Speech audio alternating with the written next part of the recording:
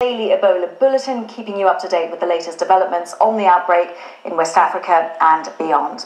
Well, today the World Health Organization has said that it has seen a slight rise in the number of people killed by the Ebola outbreak. The latest figures cover the period up to Tuesday, the 4th of November, and show that 4,960 people have now died, reflecting an increase of 132 from the figures from 2 days earlier. Well, that's out of a new total of 13,268 reported cases. Well, meanwhile, the charity at the forefront of the fight against Ebola says that there has been a very significant reduction in the cases in Liberia, the country which had been hardest hit by the outbreak. Treatment center. He collapsed at the gate on arrival. Now he wants to leave. He's dazed and weak, but is potentially a walking time bomb. He could infect others with Ebola. Staff from Save the Children tried to convince him to stay from a distance. He can't be restrained and no one can get near him. Only words can bring him round. A plan in action. Do we need anybody? Things are getting desperate as a family member looks on and the nurse takes stock.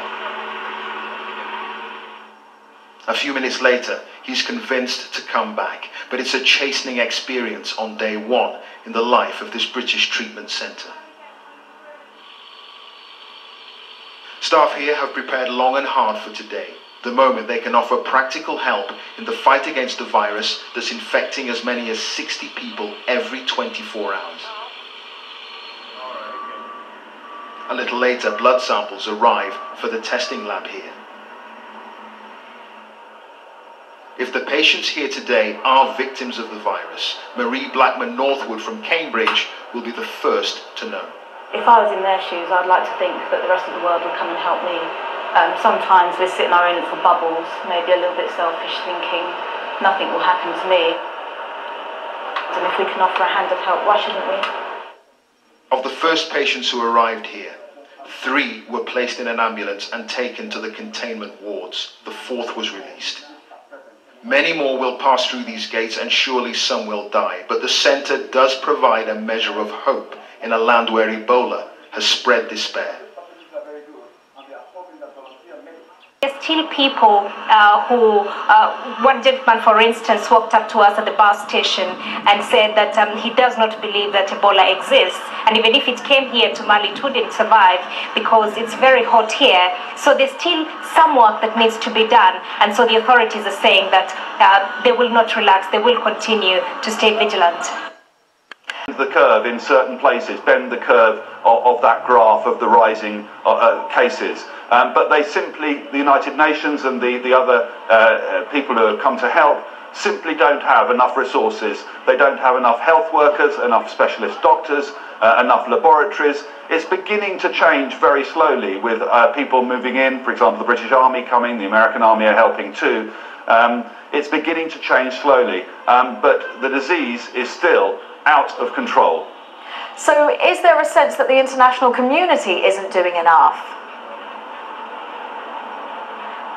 Yes, and there always has been a sense that the international community has not been doing enough. The international community didn't really start to mobilise, apart from some of the aid agencies, particularly Médecins Sans Frontières, but others who've been here for several months, in the region for several months. The international community didn't really start, I'm sorry to say, until cases started appearing in the United States. Okay, Mark Doyle, our global health reporter, Samita Mundasad. She is here to answer some of your questions on Ebola. Some of our viewers posted on Facebook and also on Twitter. Samita, let's start off with one of the first questions. We're being asked, are programs already being implemented to combat the stigmatization of survivors, something that's of a lot of concern? The World Health Organization said very recently that a lot more needs to be done for post-survivor care, post-Ebola care. And they've noticed, the doctors, that actually some people with Ebola have eye problems once they've recovered. They have muscle problems. They have stigma. And some charities are now trying to focus on this. Save the Children have psychologists out there working with people to try and combat the stigma. But it's clear that there's still a lot not known about how people recover from Ebola, and a lot more needs to be done about the stigma people face. Indeed. And Samita, another question that keeps coming up actually is, can you catch Ebola from an infected person's sneeze? Ebola is caught from close contact with bodily fluids of an infected person when they're showing symptoms. And there's sort of a hierarchy. So things like blood, feces and vomit are the most infectious. And the fact is that actually particles from that blood, vomit or feces then have to get into the other person's body. Skin is a really good barrier, so it's not going to get in through there. It would have to get in through your eyes, through your nose or through your mouth. Sneezing, theoretically, a very, very, very small chance. It's never happened. It's very, very unlikely. It's not like the flu. It's not spread through the air. You'd have to be really unlucky. You'd have to have a bit of the sneeze, of the phlegm, going into your mouth or into your eyes, which is very unlikely. Some people saying cases are going up, going down. What we've heard from Médecins Sans Frontières and from the World Health Organization is that in Liberia, there is some good news. In certain areas, cases are going down. And they're putting this down to improved burial practices. People are now using protective equipment when they're burying the dead, and so there's less chance of people getting the disease. But what's clear is that in other areas, in Sierra Leone, in Guinea, cases are still going up.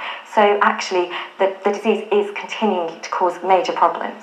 In Guinea and Sierra Leone.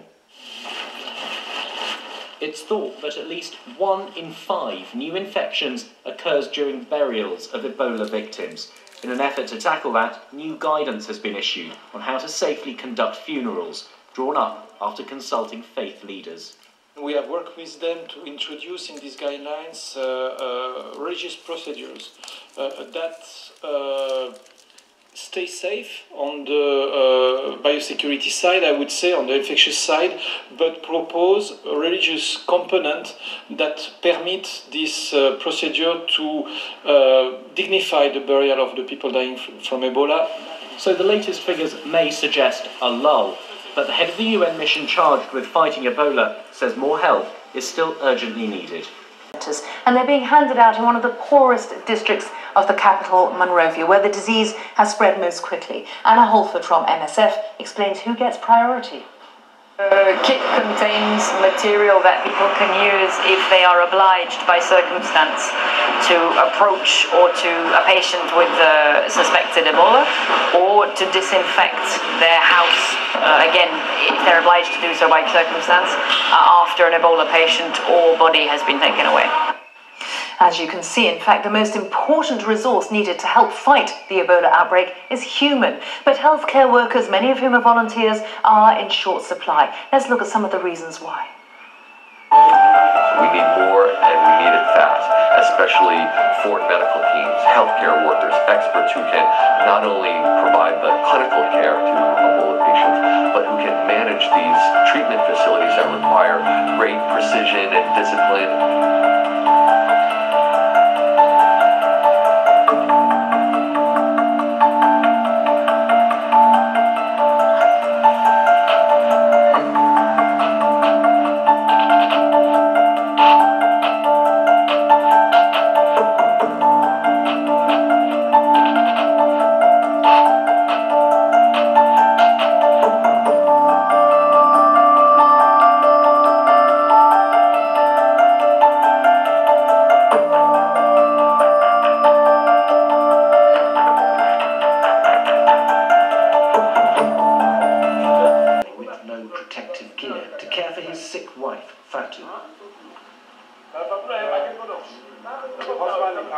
The husband is asking the wife that if they don't heal you, what will happen to you?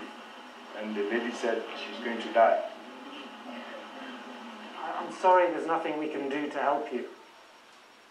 But I'm sure help will come.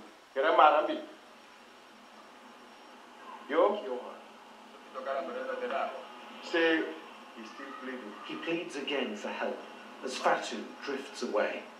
What do you Yo? Across the road, the children wait. They think this side is safer. But some of them look feverish. So where are their parents? Could you ask the children to raise their hands if they've been orphaned?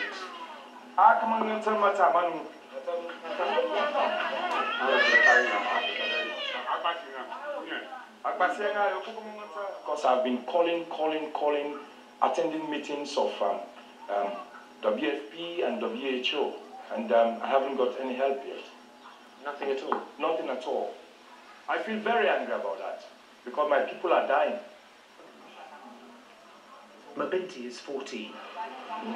I don't feel fine because when my father became ill, they took him away, she says. I don't even know if he's dead now. So many have gone.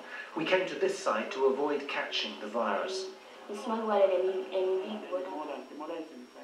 But there is no proper quarantine system here. Local officials have taken a handful of the more feverish children a mile up the road. Alison is 6. Are you feeling okay?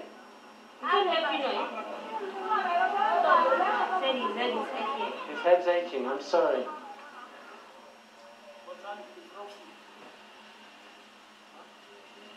And so he returns to the others. If some of them don't have Ebola yet, they're now living beside